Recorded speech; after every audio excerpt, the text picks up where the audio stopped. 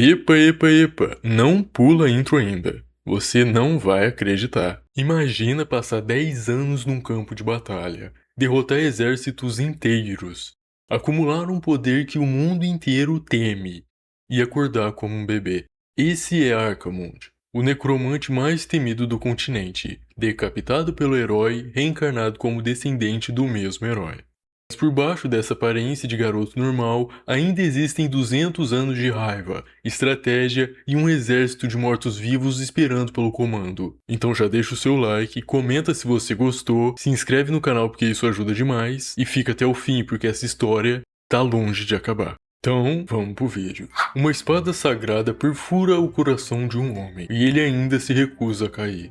O nome dele é o Necromante Archimonde, e ele acabou de perceber que a Grande Guerra Continental, aquela que durou 10 anos, chegou ao seu fim amargo. Foi uma operação conjunta. O exército imperial tomou a vanguarda enquanto uma força de elite infiltrava por trás. Archimonde previu essa jogada, preparou linhas defensivas, planejou tudo com cautela, e ainda assim não deu certo. Tudo mudou por causa de um único homem, Barkel Heinlein, líder da Ordem dos Cavaleiros do Norte. Esse cara olhou nos olhos do necromante mais temido do continente e declarou que a vitória não foi só dele, que muitas pessoas sangraram para chegar até aquele momento. Ele pediu que Archimonde se rendesse pela paz do continente. Foi aí, gente, que Archimonde explodiu. Gritou que essas pessoas ficaram assistindo enquanto 20 milhões morriam pela peste e agora ousavam falar de paz? Chamou todos de piores que cães. Jurou que, com as suas próprias mãos, mataria cada cavaleiro e cada humano do continente. Eita! Os guerreiros congelaram, porque mesmo ali, com uma espada no coração, Archimonde ainda usava necromancia. Barkel deixou o ar em silêncio por um instante. Depois, levantou a espada e declarou: "Tudo o que fiz foi pelo futuro das crianças." Archimonde ficou em silêncio. Ele conseguia ver nos olhos do herói. A corrupção estava lá, mas também estava o olhar de um cavaleiro que realmente acreditava no que dizia. Então Archimonde se ajoelhou e se preparou para o fim. Só que Barkel guardou a espada sagrada, sacou uma comum e perguntou com frieza: "Você tem últimas palavras?" Archimonde sorriu pela última vez. Necromantes não morrem facilmente. No instante seguinte, a cabeça caiu no chão. Os guerreiros explodiram em alegria. A era de Archimonde havia terminado. Ou era o que todos achavam. A cena muda. Duas criadas sorriam enquanto observavam um bebê tentando mover a boca. Archimonde não entendia onde estava. Uma criada o chamava por um novo nome, Clem, e mostrava o retrato da mãe, encorajando a criança a tentar falar. O menino abriu a boca. As criadas se empolgaram. Que talento, tão novinho tentando se comunicar, elas pensaram. E então a criança gritou o encantamento necromântico de Archimonde em voz alta e convocou um exército de mortos-vivos. As criadas não se mexeram por um bom tempo. 15 anos se passaram. As mesmas criadas agora olhavam para um jovem homem bonito, como alguém podia parecer uma obra-prima criada pelos deuses. Clem havia se tornado um adolescente de aparência impressionante. Elas se perguntavam o que ele comia. Clem apenas suspirava. De repente, alguém despejou água benta em sua cabeça e ordenou que o espírito maligno deixasse o seu corpo. E vão exorcizar o moleque, hein? O homem insistia que Klein mostrasse os olhos de Archimonde naquele momento, e que era por isso que as criadas ficavam encantadas. Disse que a purificação havia funcionado, dessa vez. Klein olhou para ele com o mesmo cansaço de sempre. "Você nunca se cansa de fazer esses rituais ridículos?" O homem nega. Explicou com toda a seriedade no mundo que a alma de Archimonde residia no corpo de Klein. Portanto, o espírito maligno precisava de purificação constante. Klein nega. O cara jogou mais água benta nele. Klein o chamou de lunático e se afasta. O homem mandou 2 outros atrás dele e ainda gritou que preparassem um banho gelado como punição. Klein nunca imaginou que a vida seria assim. Na vida anterior, ele certamente morreu quando sua cabeça foi cortada. Mas de repente, quando abriu os olhos, estava dentro de um corpo de um bebê. E suas primeiras palavras foram um encantamento necromântico, o que fez todo mundo concluir que era um demônio. Também, né, pô, até eu, se eu visse meu filho falando blá blá blá blá blá. Aos 3 anos, foi trancado em um mosteiro. Lá conheceu Garrison Virman, sacerdote da Sagrada Ordem, e desde aquele dia, a purificação de Klein nunca mais parou. 24 horas de orações ao redor dele, banhos de alho, purificações com fogo, um ritual atrás do outro, sem descanso, tudo em nome de limpar um espírito que, ironicamente, estava completamente consciente de tudo. 5 anos de mosteiro depois, Klein estava sentado no chão com um chapéu de celebração pequeno e uma expressão que não combinava em nada com a festa. Ao lado dele, sua criada Aaron rezava com toda a sinceridade do mundo, esperando que o jovem mestre um dia honrasse a gloriosa linhagem de heróis da família Heineland. Eita, nomezinho chato pra falar. Essas palavras o irritaram tanto que ele arrancou o chapéu da cabeça e jogou longe. Aaron ficou devastada. Disse que tinha feito à mão. Coitada da menina, pô. Que isso, Proti, não pode fazer isso não. A culpa apareceu no rosto de Klein. Ele se levantou para pegar, mas justo nesse momento, Aaron revelou casualmente que na verdade havia sido o Padre Garrison. Eita, nomezinho chato. Quem tricotou. Klein congelou no lugar. Então, Garrison apareceu, cheio de orgulho, comentando como estava feliz que o menino usava o chapéu feito com tanto carinho. Klein sorriu e rasgou tudo. Garrison imediatamente gritou que o espírito de Archimonde havia ressurgido. Pô, essa obra é boa, essa obra aqui é engraçada, eu gostei. Foi nesse momento que apareceu Dunkel, capitão da Ordem dos Cavaleiros Vermelho. Ele trouxe à tona a antiga suspeita de que Klein seria Archimonde, mas mencionou que a Sagrada Ordem havia investigado por mais de 10 anos sem encontrar nada. Garrison concorda, porque aparentemente esse sacerdote ignora tudo o que Klein diz, mas obedece na hora em que alguém importante abre a boca. Antes de ir embora, Dunkel parou. Sua expressão fica séria. Ele disse que sempre havia uma pequena possibilidade escondida por trás de cada rumor impossível. A criada pessoal de Klein perguntou animado o que era um executor dentro da Ordem Sagrada. Dunkel explicou que era o título reservado apenas aos mais fortes, tão poderosos que até os duques mal conseguiriam se comparar. Klein interrompeu. Exigiu saber qual duque era o mais forte. Dunkel respondeu. Embora o 7º duque fosse notável, o 1º duque era incomparável. Klein concordou de imediato, pela primeira vez com uma expressão completamente séria. A criada observou que Klein sempre olhava para o retrato do 1º duque, mas nunca com admiração. Dunkel acrescentou que quase 200 anos haviam se passado desde a fundação da família. Klein olhou para os retratos que se estendiam pelo corredor, do 7º ao 2º duque, e então o último, o 1º duque, Barkel Heineland, o homem que o derrotou. Archimonde havia retornado como descendente do seu maior inimigo. Klein acordou em sua cama, ofegante. Tinha sido apenas um sonho, mas as memórias se recusavam a ir embora.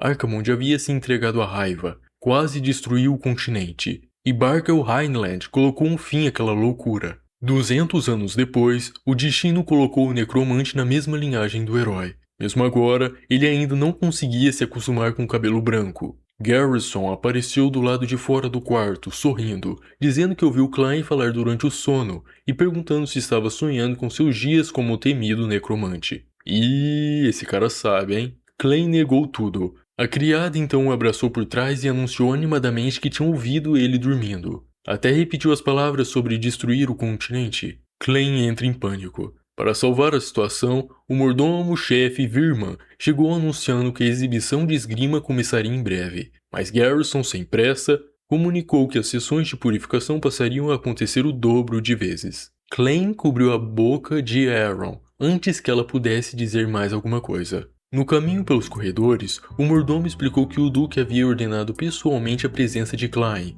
Parentes de ramos familiares tinham chegado para visitar. A notícia estragou o humor de Klein. Lá estavam eles, primos do lado do pai, espalhados por toda parte, comendo sem se conter, se empanturrando, fazendo comentários por onde passavam. Um deles o chamou sarcasticamente de Mestre Archimonde. Outros afirmaram que alguém como ele não pertencia à casa Heineland. Klein nem se deu ao trabalho de lembrar o nome deles. Para ele, aquele comportamento dizia tudo. A família estava em ruínas. O fato de parentes distantes se atreverem a julgar o herdeiro direto era prova clara disso. Então começou a exibição de esgrima. 2 lutadores na arena. O espadachim de cabelo roxo, Dalton, recebeu um golpe direto na cabeça. Em vez de recuar, exigiu uma luta de verdade. O menino loiro respondeu calmamente. A partida já havia terminado. Dalton ignorou e atacou novamente. E o garoto simplesmente esquivou com passos que pareciam irreais,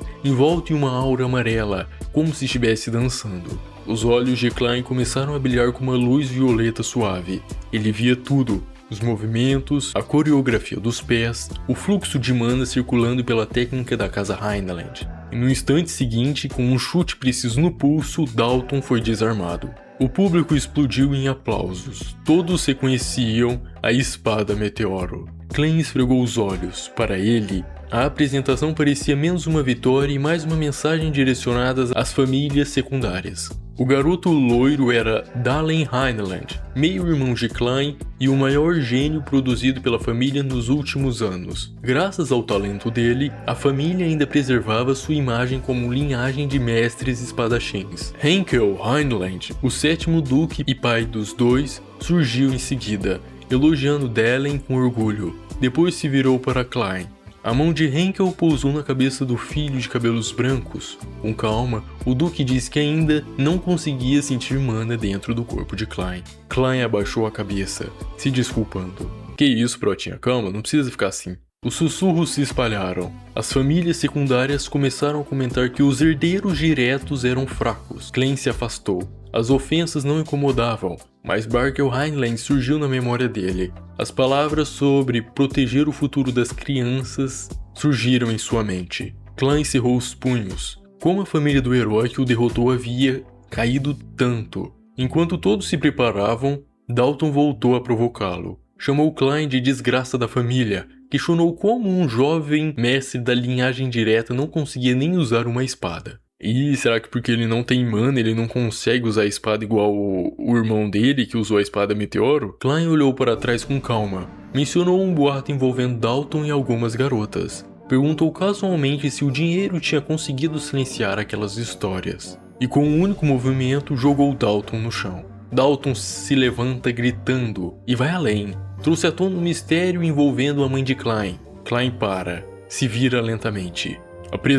A pressão nos seus olhos roxos faz Dalton recuar imediatamente. Antes que as coisas ficassem pior, Duncan intervém e advertiu Dalton que desrespeito ao herdeiro direto não seria tolerado. Dalton foi embora resmungando, mas Klein, em silêncio, já tinha decidido algo. Se vira para Duncan e pediu uma espada de reserva. Na noite, no fundo da floresta, Duncan entregou uma lâmina sem entender o porquê. Para ele era inútil, Klein não tinha mana. Sem mana, ser cavaleiro é impossível. Usar a espada Meteoro então era completamente absurdo. Klein estava focado. Os passos de Dalen estavam perfeitamente gravados em sua memória. O ângulo da lâmina, a estocada, o fluxo de mana, cada detalhe cristalino. Ele balançou a espada, a energia explodiu para frente e despedaçou a rocha. Duncan ficou sem palavras, aquilo não deveria ser possível. Klein sorriu, talvez ele realmente pudesse usar esse poder. Que isso, rapaziada? Será que o Protinha tá despertando agora, é? No dia seguinte, chegou um convite de Dalton para uma competição de caça. Klein não precisou de muito tempo para entender, era uma armadilha, uma desculpa para atraí-lo para fora, mas aceitou. Chegando à propriedade de Cornwell, Klein se deparou com uma mansão extravagante demais para uma competição de caça infantil. Dalton apareceu com vários cães, gabando-se de tudo e soltando os animais para começar o evento. Flechas cortaram o ar. Os animais fugiam gemendo. Dalton ria. Que isso, esse figurante é um bosta. Para ele aquilo era puro entretenimento. Então Dalton colocou a mão na cabeça de Aaron, com um sorriso perturbador, dizendo que ela receberia um novo trabalho. A mão de Klein prendeu o pulso de Dalton antes que algo acontecesse. O aviso foi simples e direto. Tira a mão ou eu vou quebrar. Dalton recua, montando em seu cavalo e desafiando Klein a segui-lo. Klein subiu em outro cavalo. Antes de partir, entregou um pergaminho de sinal mágico a Duncan e instruiu, se Garrison desaparecesse de repente, para ativar imediatamente. Depois cavalgou. A noite havia caído completamente quando Klein encontrou Dalton no meio da floresta. Ao redor dele, os corpos dos cães de caça estavam espalhados pelo chão. O cara soltou os cachorros só pra matar, velho. Nossa, que bostinha. Dalton cumprimentou Klein com calma e anunciou que aquilo era a parte final da competição. Depois sacou a espada. O alvo final era o próprio Klein. Ele disse abertamente: pretendia matar Klein, cortar a cabeça e apresentar como troféu. Klein olhou para ele genuinamente desapontado. E então, das sombras, surgiram homens armados. Dalton havia preparado uma emboscada com mercenários. Contou que no dia seguinte as pessoas iam rir, a morte do segundo herdeiro esmagado entre cães de caça. Klein ouvia tudo. Lembrou de Barkel, das palavras sobre proteger o futuro das crianças. E então deu uma gargalhada. Dalton franziu a testa. Klein cobriu o rosto enquanto a risada crescia. Será que ele tinha ficado doido? Pensou Dalton. A risada para. Klein levantou a cabeça e chamou Dalton de criança burra que havia cruzado a linha. Os olhos de Dalton se encheram de pânico. Os olhos de Klein viraram vermelhos. Ele declarou que a família Heinlein havia sido construída sobre a queda de Archimonde e que pessoas como Dalton estavam manchando tudo. Energia azul explodiu ao redor dele. Dalton gritou, era magia, mas Klein não tinha mana. Chamas de poder sombrio o envolveram. Klein revelou que aquilo não era magia, era energia sombria. Os mercenários recuaram. Dalton finalmente entendeu o que aquelas palavras significavam. Espíritos antigos, adormecidos sob o peso de 2 séculos, atenderam ao seu chamado. Ele ordenou que os mortos despertassem. Que isso, rapaziada, parecendo solo leveling. Guerreiros emergiram um após o outro. A floresta se encheu de soldados mortos-vivos esperando o comando de seu mestre. O necromante havia retornado. Dalton gritou o nome de Archimonde, olhando para o exército com o rosto completamente em branco. Klein simplesmente aprontou para a frente. Por dentro um velho sentimento voltara, algo que acreditava ter esquecido depois de todos esses anos. Os mercenários zombaram dos esqueletos, chamaram de monte de ossos e lixo inútil. Um até brincou em levar um crânio para casa como souvenir. Klein pareceu genuinamente irritado. Uma chuva de flechas cortou o céu em direção a ele. Dalton já imaginava que ganhara. As flechas nunca chegaram. Esqueletos com escudos formaram uma parede perfeita ao redor do mestre. Klein observou com um sorriso satisfeito. 200 anos realmente mudaram o mundo. Ninguém mais reconhecia seus soldados. Ele levantou a mão. A primeira unidade abandonou a formação de defesa. A ordem foi dada. Correr. Os guerreiros esqueletos avançaram com velocidade. Dalton quase gritou. Desde quando esqueletos se moviam como soldados vivos? O caos explodiu. Os mortos-vivos dominaram o campo de batalha. Dalton tentou manter a formação. Então arqueiros e esqueletos emergiram das árvores e uma segunda chuva de flechas desceu. No meio da confusão, um esqueleto atacou Dalton. Ele cortou a cabeça da criatura e riu. Sabia como destruir esqueletos? Então o corpo sem cabeça o chutou para longe. Klein lembrou sorrindo. Não eram esqueletos comuns. Os mortos-vivos simplesmente pegaram a própria cabeça e colocaram no lugar. Klein finalmente explicou por que havia conquistado o continente uma vez. Espíritos infundidos com energia sombria não caem facilmente. Dalton perdeu completamente a postura. Se os monstros não paravam de se curar, a solução era eliminar o mestre. Ele cortou o caminho pelo campo de batalha, gritou o nome de Klein e pulou com a espada levantada. A espada desceu, mas Klein não se moveu. Os olhos violetas viram tudo: o ângulo, a velocidade, o timing. Energia fluiu ao redor dele enquanto se curava a lâmina. E então, ele lembrou de Dellen Heinlein. Copiou cada movimento perfeitamente. A espada meteoro cortou o ar com precisão absoluta. Dalton sentiu o impacto. Tropeçou para trás sem entender como alguém sem mana podia ser tão forte. Klein o encarou com olhos frios e sussurrou: a verdadeira punição acabou de começar. Klein usou necromancia para criar um espaço de julgamento na mente de Dalton. Um além improvisado, correntes de ferro, uma cadeira de punição, um breu total. Dalton acordou preso, em pânico, acreditando estar morto. Klein falou com calma. Cada crueldade que Dalton cometera, os animais torturados por diversão, os abusos escondidos atrás da desculpa de caça, cada sorriso usado enquanto fazia isso. Esse bochinho aí merece, véi. Dalton gritou pedindo silêncio, exigiu ser solto, ameaçando. Então parou. Percebeu que não havia ferimentos em seu corpo. Lembrou do golpe final de Klein e entendeu que ainda estava vivo. Klein explicou calmamente. Dalton havia caído, mas agora só restava o julgamento. Os sons que se aproximavam eram os animais que ele havia maltratado, famintos. Isso, um fim digno. Bem feito pra esse bosta. Dalton gritou. A dor o engoliu e finalmente compreendeu que aquele abismo foi construído pela sua própria crueldade. De volta à floresta, Klein estava de pé em silêncio enquanto o vento soprava entre as árvores. Os soldados esqueletos desapareciam na escuridão. Ele agradeceu em silêncio ao espírito caído que o ajudou. Olhou para o campo de batalha destruído. 200 anos de escuridão. Que propósito esperava um necromante depois de 2 séculos de silêncio? Estou surpreso por encontrar artes proibidas sendo usadas num lugar como esse. Klein se virou imediatamente. Uma figura encapuzada saiu das sombras. Disse que explicações eram desnecessárias, porque Klein nunca entenderia de qualquer maneira. Uma luz verde se reuniu ao redor da mão do estranho. Os corpos no chão começaram a se erguer. Klein reconheceu a técnica no instante em que a viu. Arte de ressurreição. Controle dos mortos. O homem diante dele era outro necromante. O encapuzado admitiu que Dalton havia falhado, mas que os corpos ainda tinham valor para os planos futuros.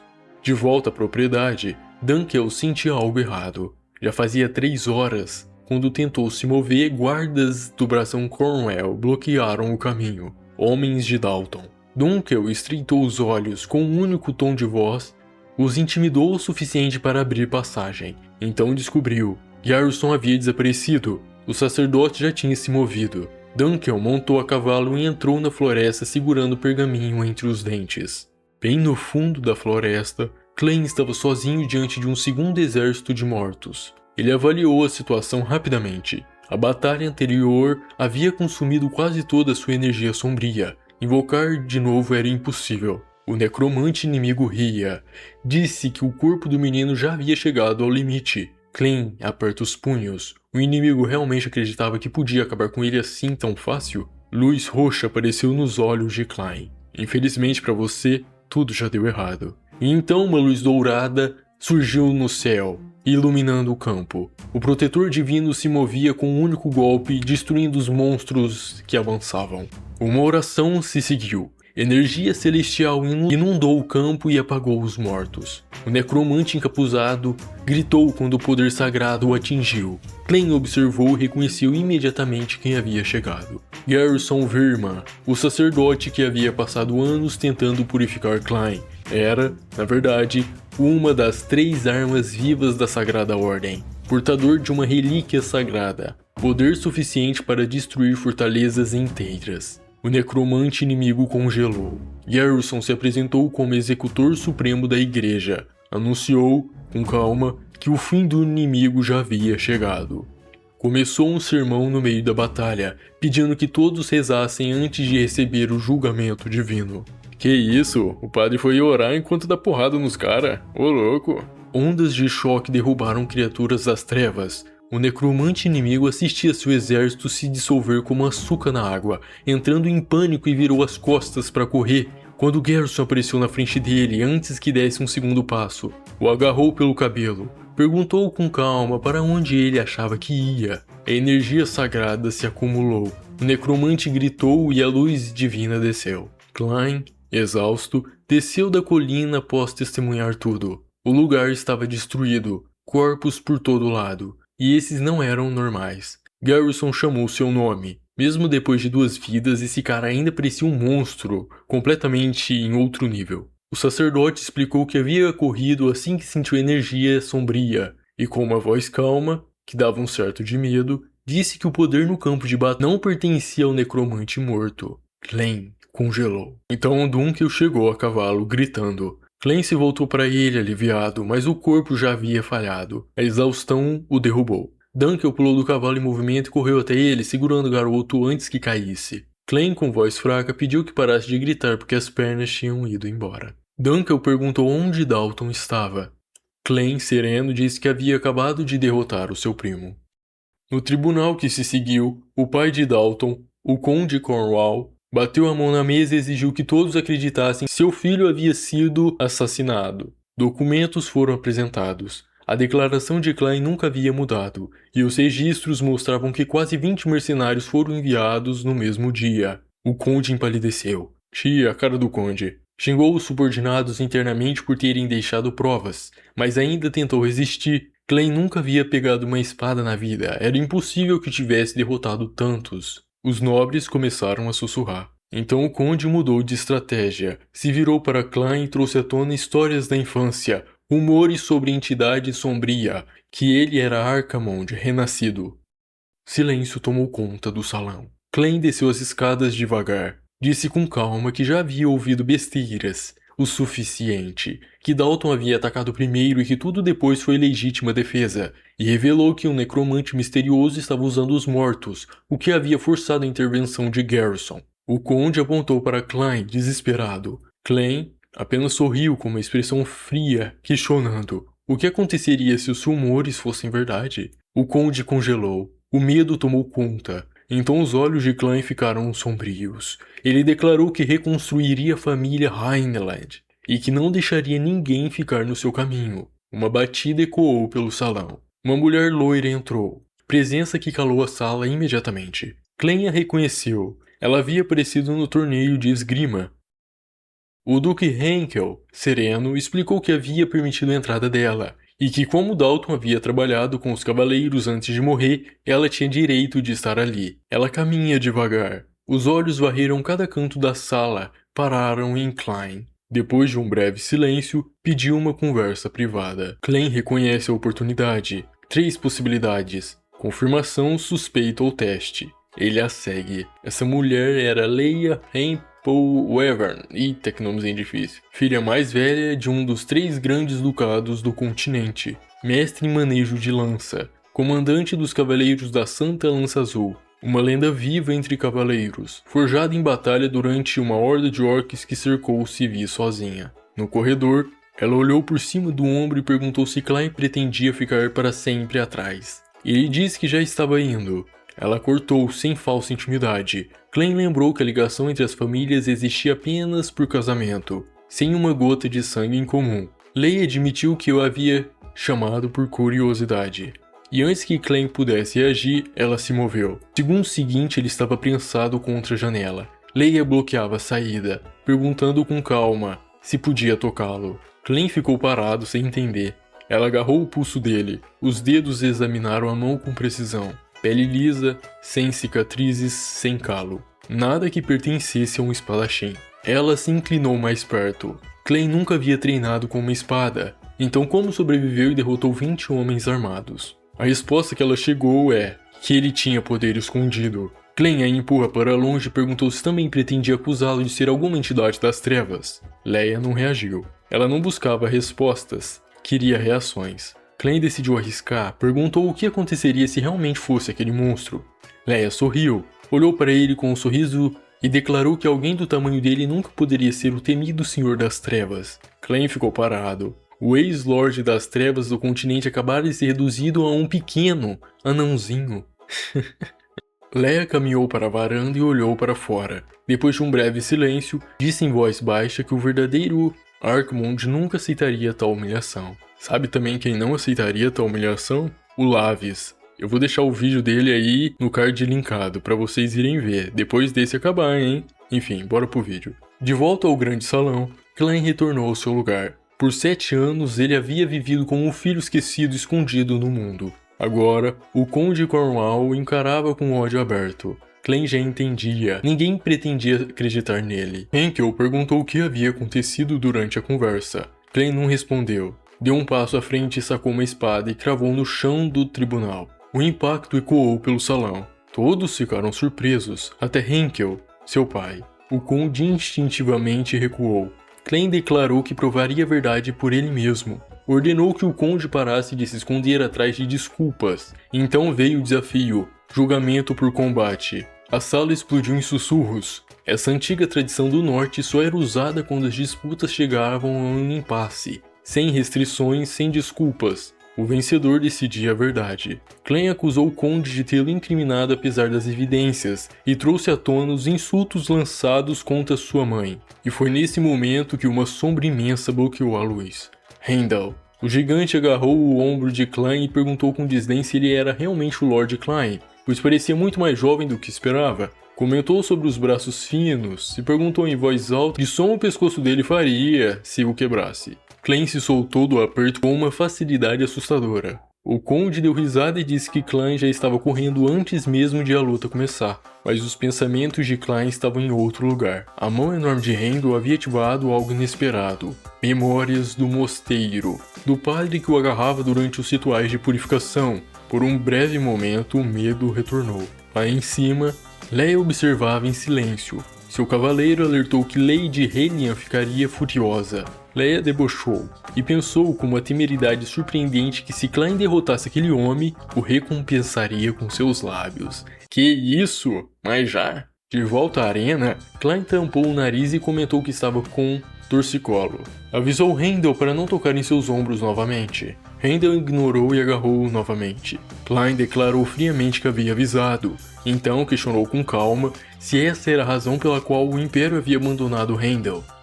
A expressão do gigante mudou. No instante seguinte, um soco brutal desceu em direção à cabeça de Klein. Klein desabotoou o casaco. O punho de Rendel atingiu o chão e destruiu o piso da arena. Quando a poeira baixou, só o blazer de Klein estava lá. A plateia ficou em choque.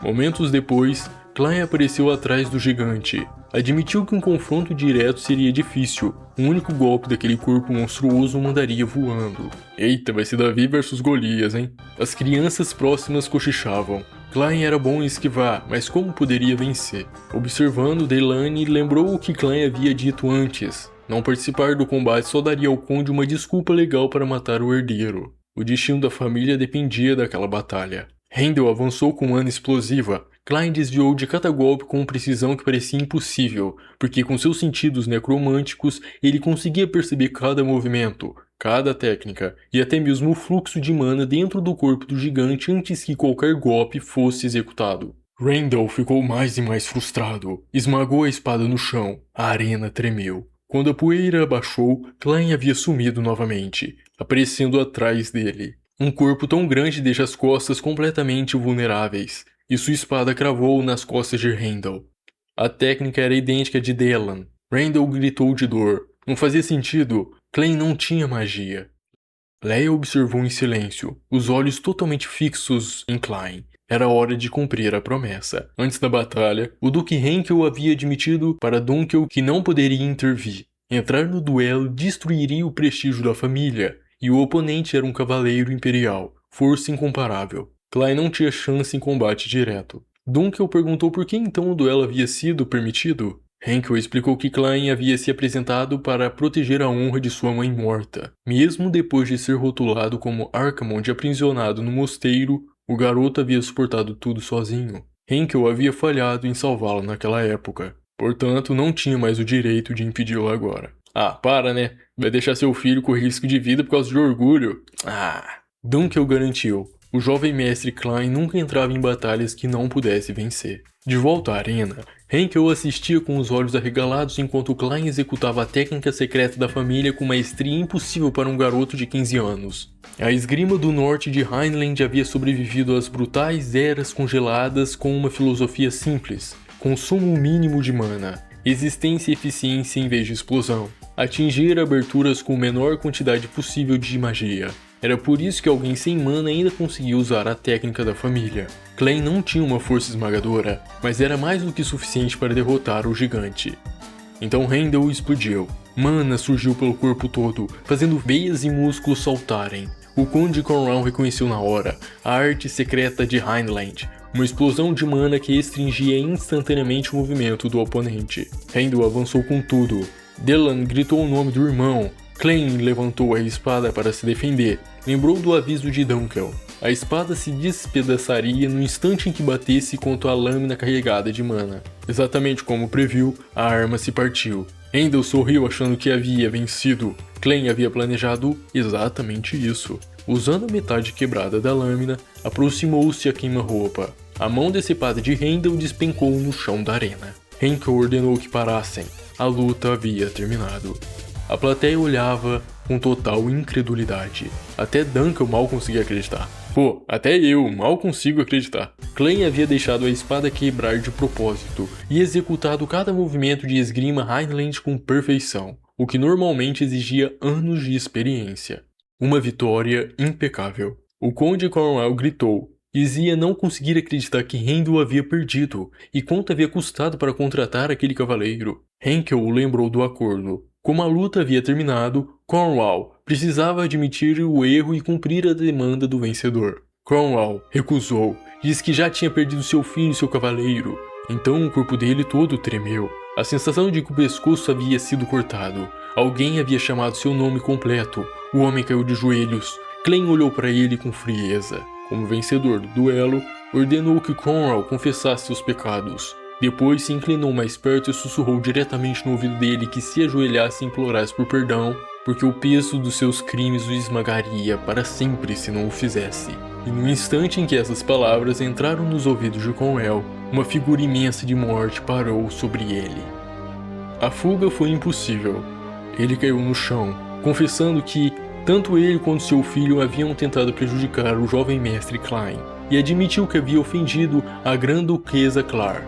O salão ficou em silêncio. Aquilo era a voz do morto, técnica de perturbação de alma exclusiva dos necromantes. Sussurrada diretamente no rosto de alguém, criava um terror esmagador ao evocar a presença dos mortos. Não havia surpresa que Cornwall tivesse perdido a sanidade. Klein lentamente levantou a espada quebrada em direção ao céu, pedindo atenção a todos. Declarou que era o desafiante legítimo do julgamento por combate, filho da Grã-Duquesa Clar Lediles, segundo filho do cavaleiro mais forte do norte, o Duque Henkel Heinlein.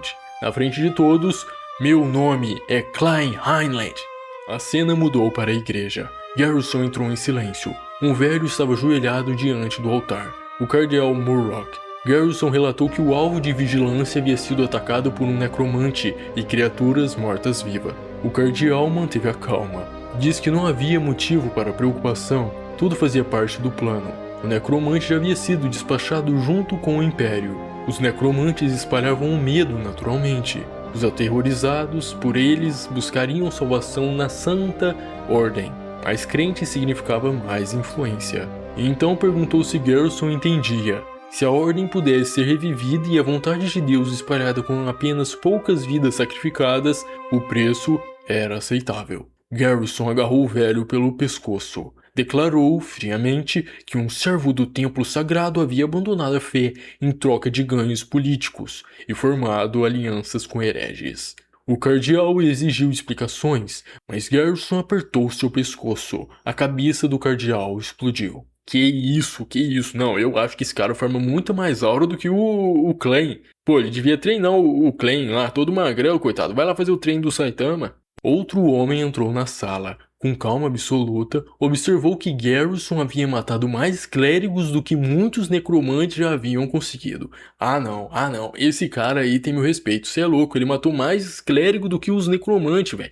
Não, esse cara aí é brabo, ele devia ser o prota. Era o arcebispo Palaman. Ele acrescentou que a Sagrada Ordem deveria apreender que tipo de escuridão Garrison carregava dentro de si. Garrison perguntou se todo o incidente havia sido obra dele. Palan negou. Disse que apenas havia trazido informações e revelou que ainda havia rastros de magia em cena. 2 rastros, para ser específico. Um pertencia às artes de retorno da alma, técnica para ressuscitar corpos, algo que o Império estava pesquisando. O segundo era diferente. Era a forma original de necromancia, a que manipulava almas e não corpos. 2 necromantes haviam estado em cena. Então, Palan revelou a verdade. O alvo de vigilância era o segundo filho da família Heinlein, Klein Heinlein.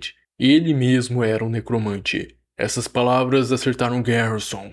Pela primeira vez, até ele lutou para aceitar a possibilidade.